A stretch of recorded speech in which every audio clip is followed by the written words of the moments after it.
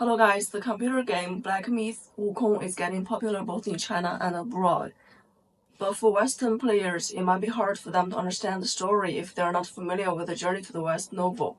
Today, while telling the framework of the Journey to the West story, I also try to analyze the theme of the video game and talk about whether it is as black or as dark as its title claims to be. Journey to the West is one of the four classics of Chinese literature. It is an adventure story, a combination of action, humor, and spiritual lessons. The novel was written in the 16th century by Wukong, but the story it is about takes place in the 7th century in the Tang Dynasty. It was about the journey of the Tang monk called Xuandang, his journey from China to India to collect holy scriptures. Though the novel is fictional and fantastical, this character Xuandang it was based on, he was a real historic figure. He was a prestigious monk during the Tang Dynasty. He basically traveled the Silk Road from China to India and brought back a lot of Buddhist scriptures, a lot of which he translated into Chinese. In reality, Xuandang traveled mostly by himself, but in the novel, he could not do so because in this universe built by the novel, there were a lot of demons and yaoguais along the way, so he had to be protected by 3 disciples whom the Buddha arranged for him, basically. These 3 disciples are the monkey, Wukong, the pig, Zhu Bajie, and sand monk, Sha Wujing. And also a 4th one, if you count him in, that is the white dragon horse. The horse that the monk rides on is not a regular horse. It is actually a white dragon, the 3rd dragon prince of the dragon palace. So these people, let's just call them people, these people make up this party that travels from China to India. That's the title of the novel, Journey to the West. The book describes a universe made up of the human world and also the heavenly world. In the heavenly world, there is the celestial court led by the Jade Emperor, Yu Di. In the celestial court, most of these immortals and deities are of the Taoist faction. While there's another branch, the Western paradise is of the Buddhist force led by the Buddha. When we talk about the Buddha, we mean Buddha Sakyamuni. That is the present Buddha. Of course, there are a lot of other Buddhas and Bodhisattvas that work for the Buddha. So that's basically the structure of the universe. And there's this celestial court, the Western paradise, the human world, and there are a lot of yaoguai, which can be demons or spirits. Often they are plants or animals who cultivate themselves to a very high level that they can transform into human form and become yaoguai. Actually, a lot of those deities or immortals are also yaoguai. It's just the level of your cultivation. If you cultivate yourself to a certain level and you are powerful enough and you are institutionalized, that is, you are accepted by the higher ups, then you become part of the system. And you are no longer a yaoguai, you become a deity or a god or a Buddha. 人家好多法师都没有降住这个妖怪，你行吗？悟空，莫要逞能啊！师父放心。In this novel, the Tang monk is not a regular monk. He was actually one of the 10 disciples of the Buddha, and he was banished from the Western paradise or the vulture peak. The vulture peak is where the Buddhas reside in the Western paradise. He was banished from there because he broke some sort of, he was not respectful to the Buddha law. I believe that he must have had some difference of opinion from the Buddha. So he was banished from there and he had to practice or cultivate through 10 lifetimes in the human world to atone for his sins. And now he's reached the last one, the 10th of these lifetimes. And the Buddha arranged him to collect these scriptures from India to China as a punishment, basically. In the story, the Tang Emperor also wants him to travel to the West to gather holy scriptures. So he embarked on this journey. But then there are a lot of demons and yaoguais on the way. So he is alone and weak, and he doesn't do any martial arts. So he needs some protection. And Buddha and Bodhisattva Guanyin arranged 3 disciples for him The important thing is that this monk is no regular monk. He has a lot of background. He is one of the disciples of the Buddha. Though he himself might not know this, but that is actually part of the story, or part of the setting. That is, everything is arranged. And his disciples are also arranged by the Buddha. That's about the Tan monk. But then the real protagonist of the story is the monkey. This monkey is born out of rock about 500 prior to the Tan monk's birth. He soon got a group of monkey followers because he was brave and courageous. He basically jumped through a waterfall and found there was a cave in there, which was called the Waterfall Cave. And this mountain that they live in is called Flower Fruit Mountain. And he made himself king there. And he traveled afar to learn a lot of tricks and skills from a Taoist master called Puti Master. He was a smart and powerful monkey, but then he got cocky and he bragged about his power before his classmates. And Puti Master drove him away because of this. So he went back to the Flower Fruit Mountain and continued to be king there.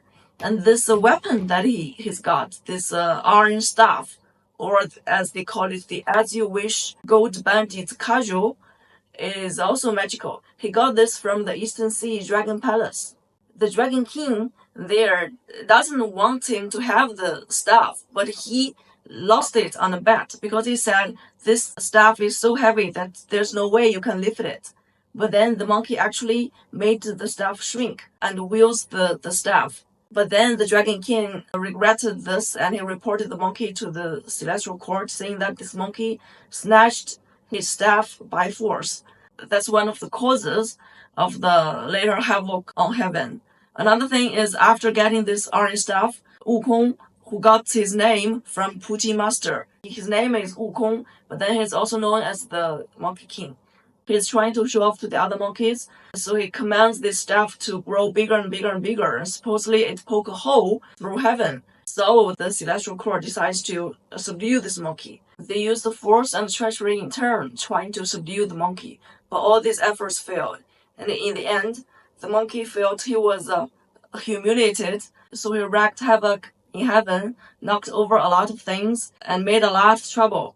And the Jade Emperor cannot subdue him, so he invited the Buddha over, and the Buddha imprisoned the monkey under a mountain for 500 years. After 500 years, we have come to the time of the Tan monk. So the Tan monk freed the monkey from under the mountain, and he became the first disciple of the Tan monk. The monkey, of course, proves to be hard to control at the very beginning because he is volatile and violent. He lacks patience. Sometimes he is cruel, which is to the dislike of the Tan monk. That's why the Buddha, through Bodhisattva Guanyin, gave a special headband to the Tan monk. The Tan monk tricked Wukong into put on this headband. This headband actually can shrink to tighten around the monkey's skull. Whenever Wukong did something that is supposed to be unruly by the Tan monk, he would recite a special mantra, and the headband would shrink. With this, the monkey remained largely docile for the rest of the journey, and he faithfully protected the Tan monk. Then they were joined by the second disciple, Zhu Bajie, and the third one, the Sand monk. They arrived at the Vulture Peak in the Western Paradise and meets Buddha, got the scriptures, and completed their journey. And Wukong was granted the title Victorious Fighting Buddha. So he finished his cultivation and atoned for his sins, and actually was granted Buddhahood. 徒弟，快！师傅，什么事？刚才做了一个怪梦。Sun Wukong is the most popular superhero in China. Every 3-year-old Chinese small child, I mean everyone, knows his name. This popularity is made possible largely by the widely acclaimed television series made by China Central Television in the 1980s. Before that, there was also an anime movie, Havoc in Heaven, which was released in the 1960s. When we look at these two screen adaptations, some obvious differences from the original work to be seen. First, the animation Havoc in Heaven. It paints Sun Wukong in a very positive manner. It tells the story of the birth of Sun Wukong and how he got his iron staff from the Eastern Sea, and then how he fought the celestial troops, and how he wreaked havoc in heaven. It didn't tell the part where he was subdued by the Buddha under the mountain. It just ended with him knocking over everything in heaven and going back to his flower fruit mountain and living happily with the other monkeys. It was basically a celebration of his rebellious spirit. But then the movie is brilliant. It still remains one of the best anime China has ever made, if not the best one still. The 1986 TV series tells the entire story of the book, and it also follows the structure of the novel. The first episodes are about the first chapters, the origination and growth of the monkey and his havoc in heaven and how he got imprisoned by the Buddha. And then the following episodes are about the following chapters in the book. Those are about the birth, the growth of the town monk, and how he got this task of traveling to the west. And then the town monk freed the monkey from under the mountain, and the two embarked on this journey and was joined by Zhubaijie and the sand monk, and how they eventually got to the Western Paradise and got the scriptures. So that was the entire story, and as to whether it is faithful to the book is another topic, but it covers the entire story. The TV series also portrays all the protagonists in a very positive manner. The monkey's initial rebellion is celebrated. After he joined the town monk on the journey to the west, he initially was violent and sometimes impulsive, but he generally has a sweet nature, and along the way he also develops this bond and love and respect for his new master, and he faithfully fulfills his role of protecting him. He also grows to be more mature and less violent and impulsive. The town monk is sometimes ignorant and shows too much mercy towards the bad guys, but then he's a respectful monk and also an enlightened one with big love in his heart, and he's determined and had belief in his cause. Zhubaijie, of course, is sometimes has too much interest in women and food, and this would blind his judgment. And he also is lazy. He is often the first one to say, let's go back to where we are from and give up on this journey whenever there's too much of a difficulty. But generally, he's a sweet and nice person, and is fun to watch. And the sand monk is also loyal, hardworking, and responsible. So all these people are portrayed in a very positive manner, and the audience all love them. And even the higher ups, I mean those in the celestial court and in the Western Paradise, the Jade Emperor, the immortals and deities in heaven, and also the Buddhas and Bodhisattvas, they all seem to be merciful and good. Of course, when I was little and watching this, I would often be confused of why so many demons and yaoguais met on the way. They all seem to be from heaven, and why this entire journey seems to be arranged. But I didn't think too much about it because it was not explicitly mentioned in this TV series. And those who read the book will know that the story told in the book is not so bright or positive. The characters are not so likable. In the book, the monkey is more cunning, bloodthirsty, and demonic. The pig is downright lazy and lustful, without too much merit. Even the town monk is not described as an enlightened monk, as he is by the TV series, and he would often scold Wukong for selfish reasons, even though Wukong was protecting him with all his heart. And also in the book, the bond amongst the town monk and his three disciples is maintained largely by their respective self-interest. That is, their desire to atone for their sins so that they can return to their rightful place in the celestial court or in the Western Paradise. So they are not as loving to each other as is shown in the TV series. Basically, in the book, the author mocks every character, not necessarily all in a serious or demeaning manner, and some of it might just be for comedic effect. The author is not serious about anything in the book. He is just mocking everything, especially the celestial court and the Western Paradise. In the book, the immortals and deities in the celestial court and Buddhas and Bodhisattvas in the Western Paradise, they are not as innocent or outwardly as they seem to be. Actually, the celestial court and the Western Paradise are like two parties vying for resources and power. They are constantly fighting with each other to get more interest. When we watch TV, when Wukong wreaked havoc in heaven, He seems to be fighting with all these immortals and deities in heaven who seem to be working together against him. But in fact, if you read the book, this fight is more complex. On the way, Wukong was met with a lot of different characters who each have their own interests to think about and who are fighting amongst themselves. Even the Buddha, the Bodhisattva Guanyin, and also the Supreme Venerable Lord Taishan Laojun, they all have their own interest. The author actually is using the celestial court and Western paradise as a metaphor for the bureaucratic system in the real world, in the imperial court at his time. His entire work is full of irony, mockery, and criticism against the hypocrisy and bureaucracy of the ruling power. The 1986 TV series remains the most successful adaptation of the novel. It tells the ultimate story about kindness, about rebellion, and about self-cultivation. The tribulations the party met on their way to the West are metaphors of the trials everyone must pass in their life. It is like everyone's coming-of-age story. That's why it is so successful until this day.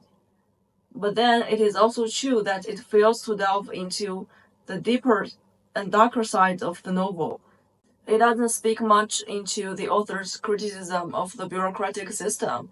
And in this regard, we could say that it dispenses some of the novel's realistic value or multi-interpretability in this regard. So that's also why after the TV series, the more recent adaptations of Journey to the West all try to dig more and deeper in this regard. And the game Black Myth Wukong is the most recent one. 你是何方妖魔，胆敢欺我祖宗！老师兄是齐天大圣，不是好惹的。 The novel is rich in symbolism. Sun Wukong is a symbol of many things. He is a force of nature with the raw energy and naivety of a newborn baby who takes much delight in his own strength and power, who lets his ego grow as it pleases him, and who declares himself the great sage equal to heaven, without knowing that there are actual deities in heaven who will not be so pleased to see anyone titling themselves a great sage equal to heaven. He could not understand how come he has to be ruled or controlled. We could say that the monkey is actually an uncertainty or unpredictable variable in this universe. Because in this universe described by the author, everything is arranged, everything is predictable. Even the 10 monks' journey to the West is arranged. Only the monkey is born of nature without planning. No wonder the Jade Emperor wants to subdue him, and the Buddha wants to enlist him into his faction because they would not allow a third force to grow so powerful that the monkey might undermine their power. But then eventually the monkey's destructive energies are turned to good on his way of protecting the town monk, and he himself also was turned good and achieved Buddhahood. But some would take this journey as a failure, as the monkey's surrender. By protecting the town monk, by accepting the Buddhahood in the end, he is institutionalized and becomes part of the system that he once was fighting against. So what the Monkey King experiences in the story, is it growth or decay? This is the single most interesting question to ask, and the point that we can savor and give us the most food for thought in the story. Is human nature good or evil? If it is mixed, then it means there are some evil parts or bad elements. This being said, then the process of being institutionalized, of being tamed, is it growth or decay? Of course, one would say that this depends on whether the system you are being institutionalized into is good or bad. But who can tell if it's good or bad, and how to make sure that we are not deceived or misled into believing the opposite to the truth? This is why Sun Wukong's story is so captivating. Basically, everyone has a Sun Wukong in their mind. They have their ego, and they want the universe to know their name. But then everyone has to grow out of this stage. It is also this point that the game Black Myth Wukong plays with. 谁想这极乐天佛地竟也有此等昧良心的事，望我佛如来依法惩治。 The game has 6 chapters, and there are a lot of stories told, but the biggest story is about the rebirth of the Monkey King. When you reach the end, you'll see that actually it's not a rebirth, but the growth of the Destined One into the Monkey King. And throughout the story, you'll find a very important thing, that is the headband of the monkey. In the beginning of the game, we're looking at the real Monkey King fighting the heavenly troops because he doesn't want to be the victorious fighting Buddha anymore. He said he just wanted to go back to the Flower Fruit Mountain to be with his monkeys. Now, this is something the Celestial Court or the Western Paradise would never allow to happen, because the entire purpose of Journey to the West is to enlist this monkey, to make him part of themselves. So they would not allow him to go back to his Flower and Fruit Mountain and make himself king again. Even to let him be there would be a problem, because he might grow into too much of a force that can rival the Celestial Court and the Western Paradise to break this balance. That's something that is not allowed. So they send these celestial troops to fight him, and when the monkey was fighting Langshen, this headband suddenly appeared and started tightening around his skull, so he was defeated and killed. Remember this headband? This headband is of pivotal importance to understand two endings of the game. The Buddha has 3 of these headbands that he lent to Bodhisattva Guanyin to control these demons, and then one of them is put on Wukong's head. After they finished the journey and reached the Western Paradise, according to the book, this headband should have been taken off, because after they reached the Buddha, Wukong was granted Buddhahood, and he asked, since I'm a Buddha, I don't need this headband anymore. He was actually asking the Buddha to get rid of it. But then the Buddha or the Guanyin, I don't remember, one of them said that now that you have reached Buddhahood, you have learned self-constraint, you don't need it anymore, because you have become good. You don't need this violent thing to control you. And Wukong touched his head and see that it is actually gone. So it is gone. This version I told is from the TV series. In the book, it was after this ceremony and they were having dinner. And Wukong talked in private to the town monk. And he said, now that I have achieved Buddhahood, I don't need this ring anymore. I don't need this headband anymore. Would you talk to Bodhisattva Guanyin to get rid of it? And the town monk said, now that you have grown into Buddhahood and you have learned self-restraint, it's no longer there. And the monkey touched it, was no longer there. So anyway, either in the book or in the TV series, the headband is gone, which means that Wukong has grown and he has learned to control himself. He has become good, so he doesn't need it anymore. So that's a good ending. But then the game tells a darker story. That is, the headband is always there. Even though Wukong has reached Buddhahood, even though they make it seem like the headband is gone, but it is always there. Whenever he does something that is rebellious or is not expected, it will appear again and make him suffer. At least according to the book, the ring is more about discipline, about constraint, about education. But then in the game, it is more about control, violence, and manipulation, imprisonment. Its purpose there is not to make the monkey good, but to control him. In the simpler ending of the game, there's one last relic of the Monkey King to collect, that is his mind. And then the old monkey, this old monkey, I think he is actually Bodhisattva Guanyin, because the way he talks and the way he tries to put on the headband on the monkey, he looks everything like Bodhisattva Guanyin. In this first version of the ending, he said that the mind of the Monkey King could not be collected because he's already dead, and he is really dead, and his mind cannot be revived. And then after the Destined One defeated the remains of the Monkey King, this old monkey placed the headband onto the Destined One. So the Destined One became the new Monkey King with the headband. That's the first ending. The second ending is when you go into this painting with the Mila Buddha. Mila Buddha is Buddha of the future. And you went there and you fought Langshen again. And then you found that the mind, that is the last relic of the Monkey King, was actually in the third eye of Langshen. And although we don't see the Destined One absorb or take this last relic, but it's like the relic is just gone in the air. But then he knows, he listens to all the memories of the Monkey King. In this version, after the Destined One defeated the remains of the Monkey King, he opens his eyes and became the new Monkey King before the headband was put on him. So this second ending was the bright one. That is, eventually the Monkey King got rid of the headband at the cost of his own life.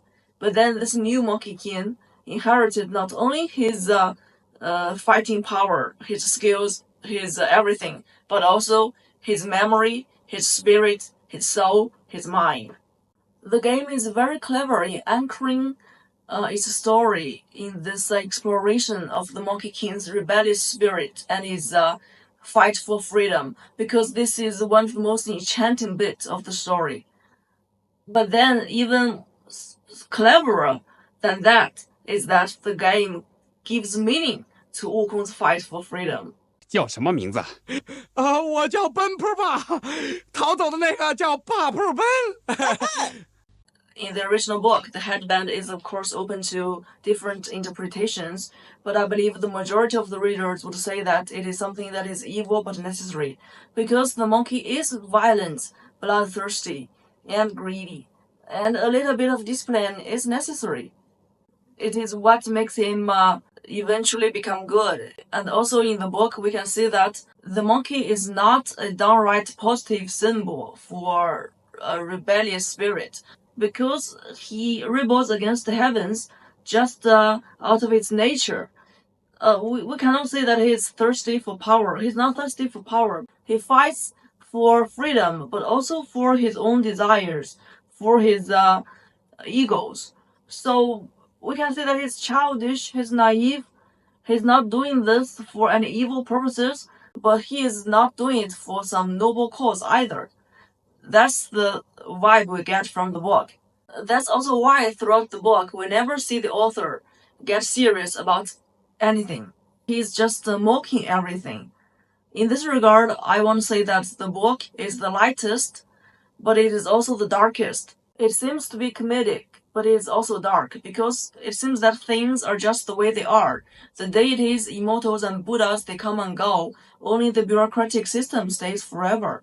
It sort of has this yes minister vibe of comedic effect. But when we look at the game is not comedic. It is not joking around. It is not mocking. The game is all serious. In the game, Wukong disdains all those in power, not because of his own ego, but because he sees through their corruption and hypocrisy. He knows that all these deities and immortals, they are exploiting others for their own cultivation, and doesn't want to be a part of that. In one of his conversations with Zhu Bajie, he explicitly shares his idea that all beings should be equal. He basically said something like, if we eat more, they will have less to eat. Something like that. So the game gives Wukong something that is nobler, something that is better, a better cause for his rebellion. He knows that he cannot get rid of the headband unless he dies, and he willingly chooses to die, because we heard Langshen say that the only one that can kill him is himself. In the story of the game, the Monkey King and those who are sympathetic to him, the Mila Buddha, and also Langshen, and also Putti Master, they designed this plan together. And the Monkey King willingly laid down his life to get rid of the headband, to allow a new Monkey King to be born, that is the Destined One, who not only collected his other 5 relics, but also his mind. And this new Monkey King would inherit his spirit, his mind, and his memory, and his belief. And maybe he and the Mila Buddha, the Buddha for the future, will build a new order, a better order in the future. So it is a bright ending, actually. Compared with the 1986 TV series, the game is darker because it's laid on the table, the scheming, the corruption, and hypocrisy of the Celestial Court and Western Paradise. And it is darker because in this story, the original Monkey King actually died. But then apart from that, it actually has a very bright and warm ending with a lot of hope. And also, if you are careful enough to read the lines in the game, you will see that the town monk and Zhu Bajie, the sand monk, that is every member of the party in the journey to the west, they are sympathetic to Wukong because one of the characters say that they are either dead or hiding, which means that none of them is institutionalized by the system, which is also a good thing. And this also opens up a lot of possibilities for new games to complete the story. Another thing that is very clever about this game is that it creates this new character, the Destined One, because Journey to the West is so popular in China that everyone knows the story. So when you are trying to do a screen adaptation, you have to do something new. You cannot just tell the old story once again. The character, the Destined One, makes it possible for every player to try and become the Monkey King, while being respectful to the real Monkey King. But of course, this new adaptation depends on the player to be familiar with the story of the Journey to the West, which is no problem whatsoever in China because, as I said, every 3-year-old knows the story of the Monkey King. But for Western players, this might be too much of a homework. So I hope this video can help you. There are a lot of things to talk about this game. The story of each of those chapters, and also the translation of the game, the localization into English. I also want to talk about that. Maybe I will make more videos. If you like this one, please subscribe. Thank you.